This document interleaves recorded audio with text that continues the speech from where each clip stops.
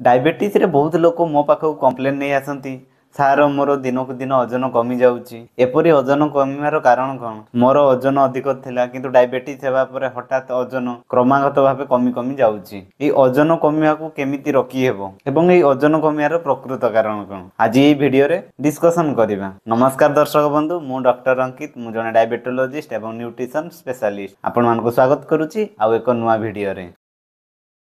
Diabetes रे कहीं ओजन कमी जाए ताहा आरंभ करिया पूर्व चलंतु शॉर्ट रे देखिबा डायबिटीज कोन। डायबिटीज एक कंडीशन जो थिरे शरीर रे सफिशिएंट इंसुलिन हार्मोन तैयारी हुएनी नचेत इंसुलिन हार्मोन ठीक से काम करि पारे नहीं। इंसुलिन हार्मोन आम शरीर रो रक्त रे थिबा ग्लूकोज बा सुगर को विभिन्न सेल मध्य रे डिस्ट्रीब्यूशन करि थाए। जदि एही प्रोसेस शरीर रे ठीक भाव रे हेइ न पारे ताहाले शरीर रो रक्त रे सुगर लेवल बढ़ी जाए एवं विभिन्न लक्षण देखा जाए।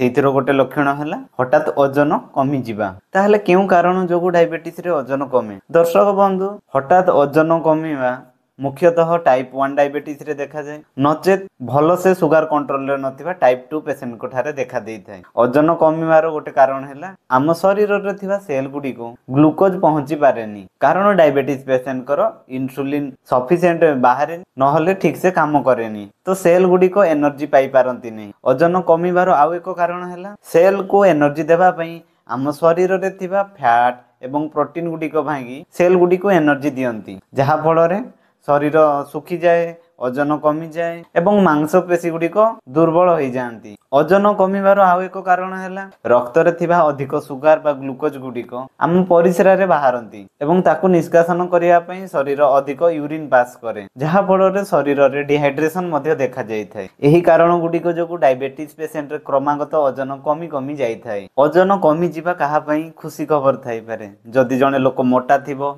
एवं निजर प्रचेष्टा बिना ओजन कमी जाउथबो ताले ताठार खुशी आउ किए थिबो किंतु डायबिटीज दृष्टि एहा एक विपद संकेत अटे। जदि आपनकर ओजन गोटे 2 मास मध्य रे आपनको ओजन रु 10% रु अधिक वेट लॉस होउची ताहले एहा एक विपद संकेत।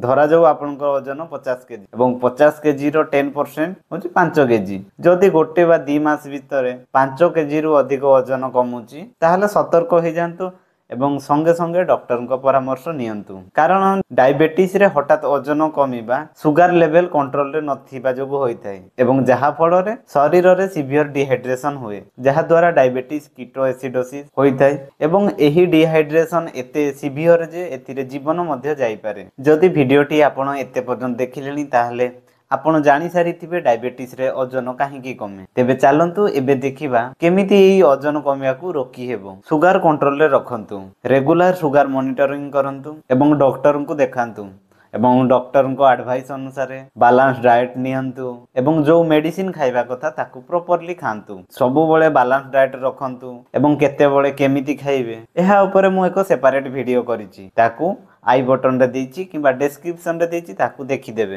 एवं मील स्किप करंतुनी जो द्वारा आपन को शरीर दुर्बल होई जिवो एमिति कि हाइपोग्लाइसेमिया मध्ये देखा देबो एवं सुगर बढ़िबा एवं ए ओजन कमिबा प्रोसेस रे अधिक परिश्रम मध्ये हुए एवं शरीर को डिहाइड्रेशन रु बंचेया पई प्रचुर पानी पियंतु एवं परिशेष रे रेगुलर एक्सरसाइज करंतु जो द्वारा आपनकर मसल वेस्ट हेबनी एवं शरीर रे इंसुलिन सेंसिटिविटी बजाई रहिबो जो द्वारा डायबिटीज कंट्रोल हेबो एवं आपनक शरीर रो ओजन कमिबा बंद हे जिवो। ताहले जदि डायबिटीज रे हठात ओजन कमी जाउची एहा द्वारा बॉडी हमकु सिग्नल दउची जे शरीर रे किछि सठिक चालू नै तेनु संगे संगे डॉक्टर को परामर्श नियन एवं निजर जीवन शैली परिवर्तन करंतु। जदि एहा विषय रे आउ अधिक किछि प्रश्न थाए ताहले कमेंट बॉक्स रे लेखंतु मु ताहारो आंसर देबी। जदि वीडियोटी भल लागे ताहले वीडियोटी को लाइक करंतु शेयर करंतु एवं चैनल टी को सब्सक्राइब करंतु।